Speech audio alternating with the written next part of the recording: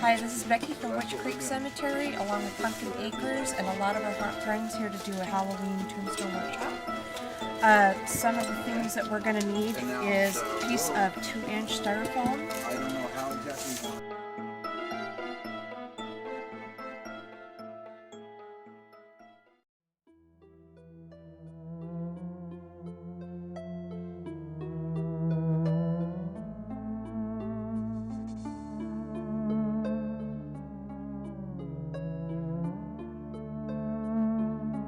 Has PVC in the back with some spray foam insulation, and we can go over how we do that later on in the video. Okay.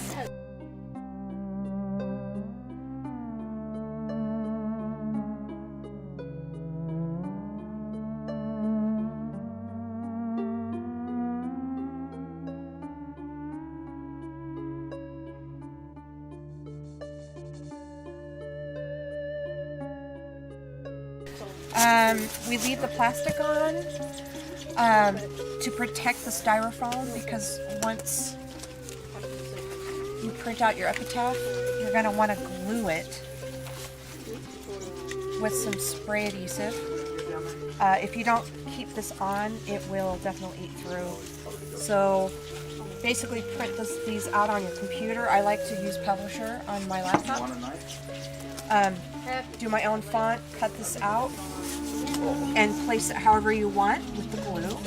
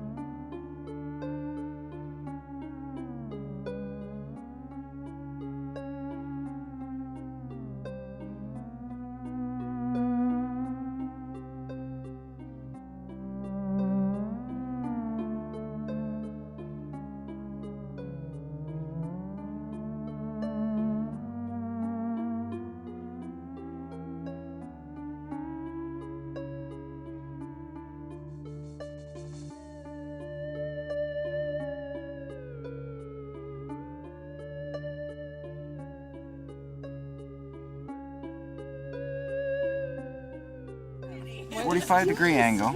Oh, we are? Well, we try to. If you don't, half of mine are, half of mine aren't. Okay, it's not going to matter. The 45-degree angle just gives you a bevel inside, but actually at night you can't notice it, so it's not that big of a deal because the letters are small.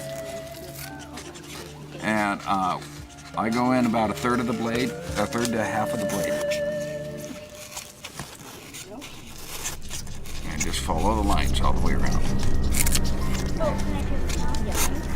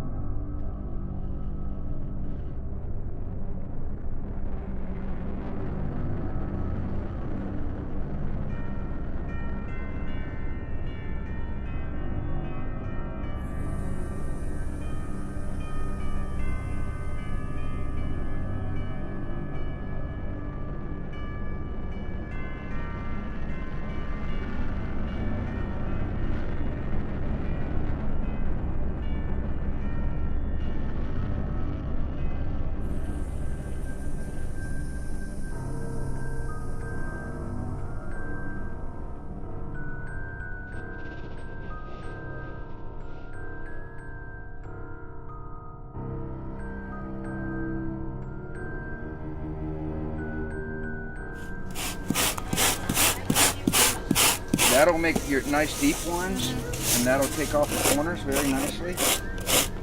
Okay. For whatever you want. Then just come over it with a Brillo and smooth out the edges. Get rid of all the lines and seams. Okay. Our regular Brillo pad, if you just do circles, will aid your front of it without going down into the depth. Okay. You don't want to. You want to stay about an inch or so away from your letters so that you don't destroy any of your lettering. Because if you look on mine, I've done the Brillo pad all the way around except for about inside the letters. I went really, really carefully, but about an inch around, I left it plain. Got it. Okay, so that's just aging it. You can take out chunks this way. Some of the smooth chunks are just taken out with that. Rougher chunks are taken out with this. Here's enough. Well, it helps if you have them. Husbands beware.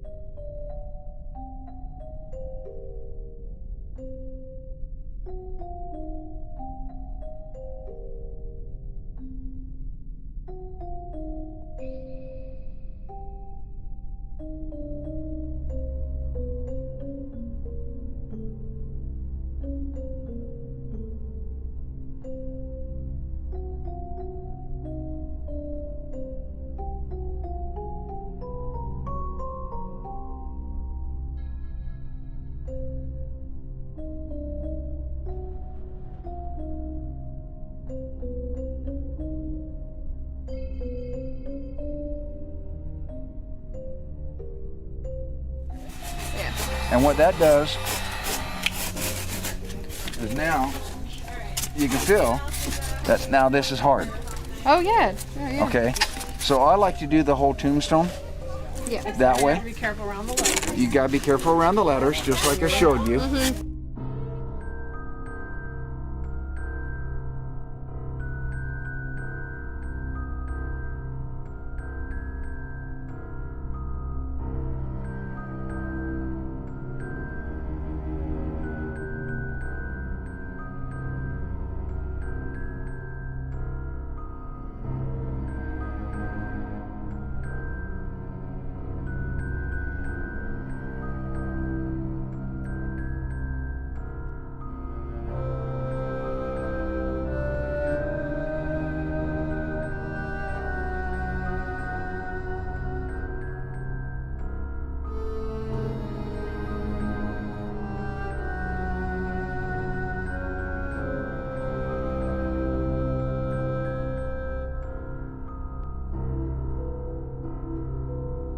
So now the second step to this process is once they've carved out their epitaph with the X-Acto knife, you peel off the plastic, and I use kind of the tip of the X-Acto knife to kind of pull off some of the remnant paper and plastic. And then they're getting down into the grooves with some black paint. So what I like to do is kind of look at all angles to make sure like there's some white in there, because you're going to notice that the whole thing's being black, but there's going to be some letters that are still need some touch up. And then once this is done, we're going to roller it all black before we do some painting.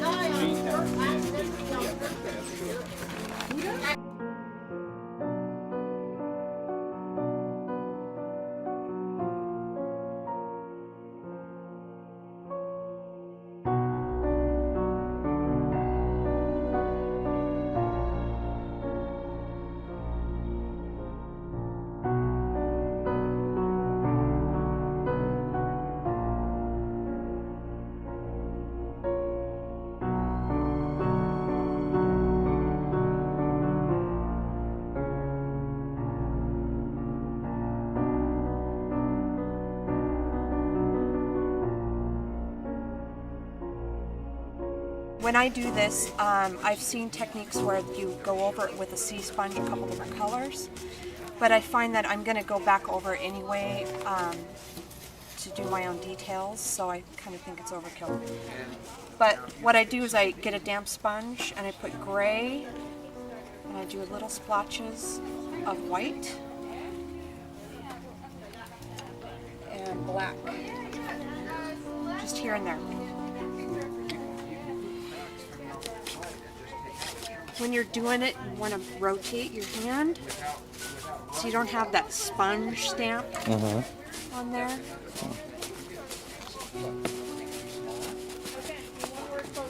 If it's starting to look, see how this is kind of meshing?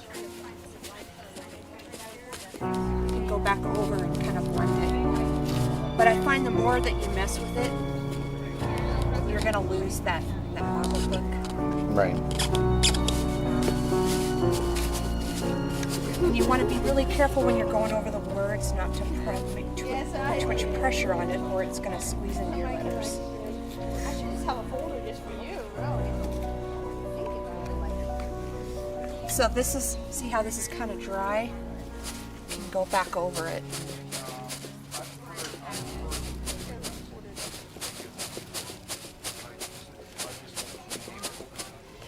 You get lots of depth of color. I have a tendency of, I won't leave stuff alone once it's dry. I want to keep going and going, but sometimes you just have to know when to say it's good.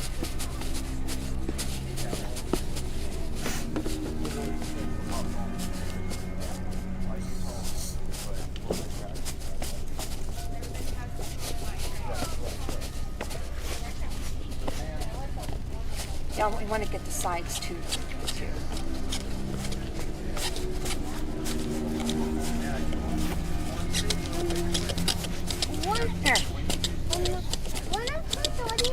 You like it? The one upstairs with the person gone? Yeah. It's like that. So if you're wanting it a little darker, you can always go back over it. Totally up to you how you want. I just kind of like to, I'm a color mixer.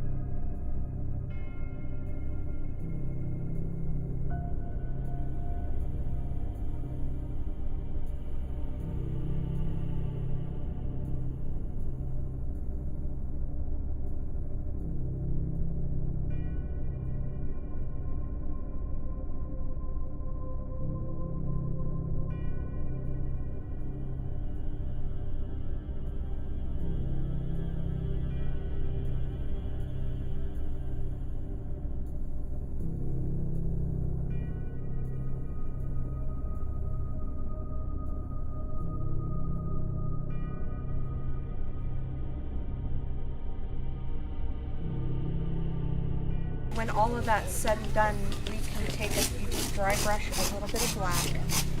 Yeah. And you can go right, you don't want to overdo it on this part. It's really easy to kind of slop it on there, but kind of dry brush a little bit of it down. And again, I like to use the squirt bottle to try to get my letters a little damp, so gravity kind of helps you, make those little water lines.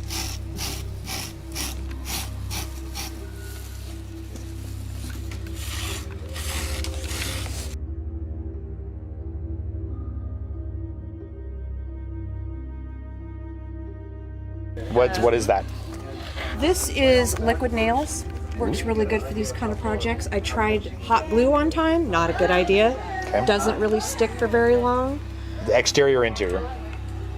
Exterior. Yeah, the exterior Yeah. liquid nails. Okay. How much should we use?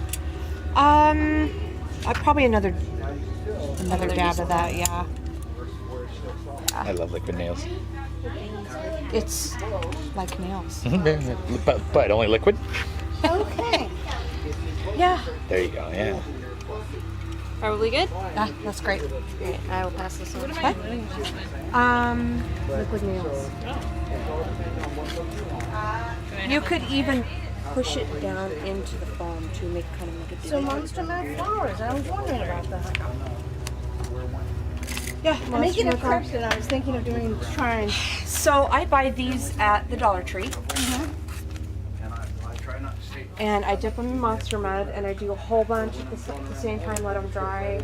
That way, all I have to do is pick them up and slap them on. Little liquid nails. I think this goes with my dude. He's white.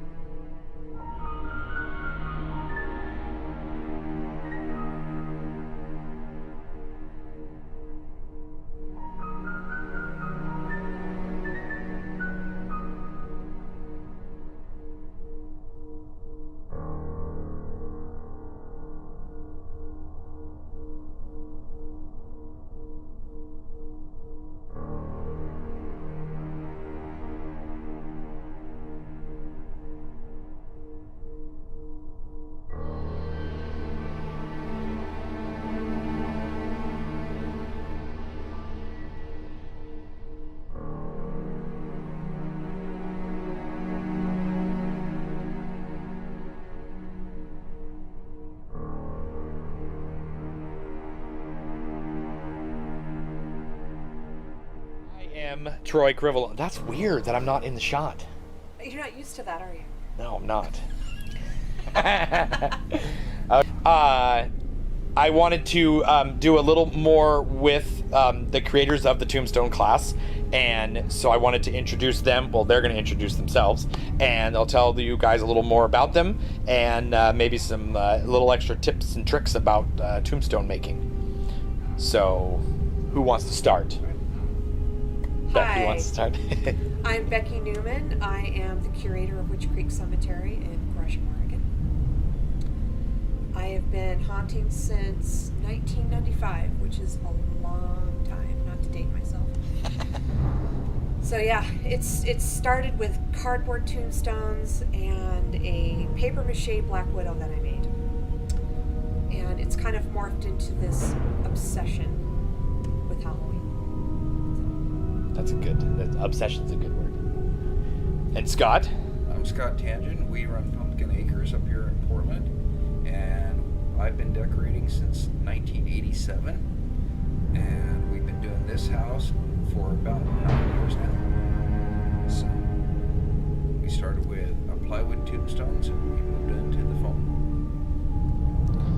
And what is one of your what's one of your coolest props or items that you've ever made? Well, the wall is our coolest item. That will be this year's edition.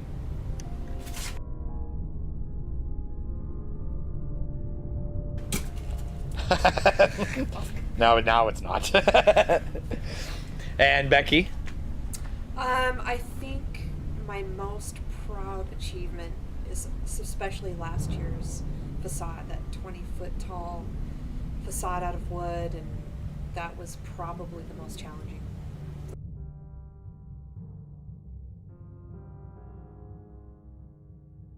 So do you guys have any tips or something we may have left out of the video, something that...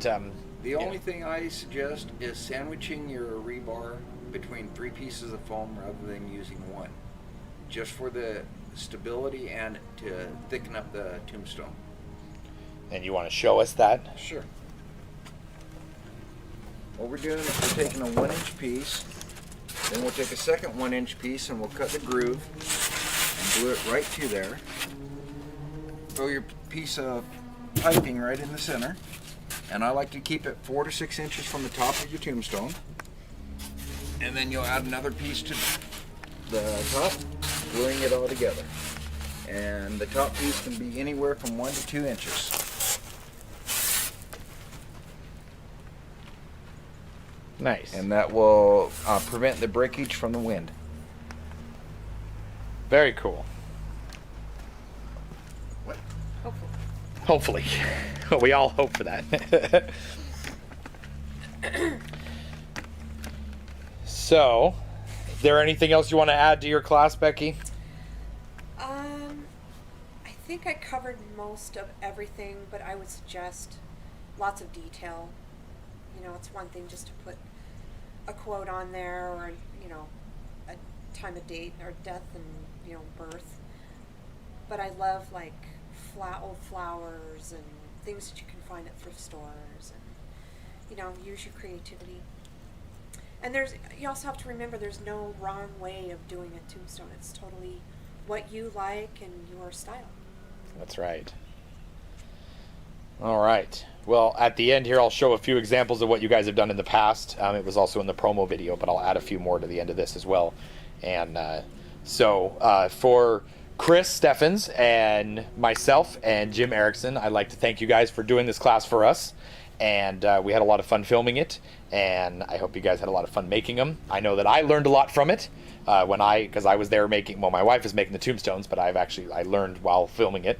So I thank you for that as well. So I think all the haunters will appreciate this, and we will also be putting out a PDF version of this, sort of like a how-to sheet, probably in about a week or so, once I get it all formulated and done up. And so we will put that out on our site as well for you to download. So from all of us at Haunt Addiction Show, this was the intervention you actually wanted.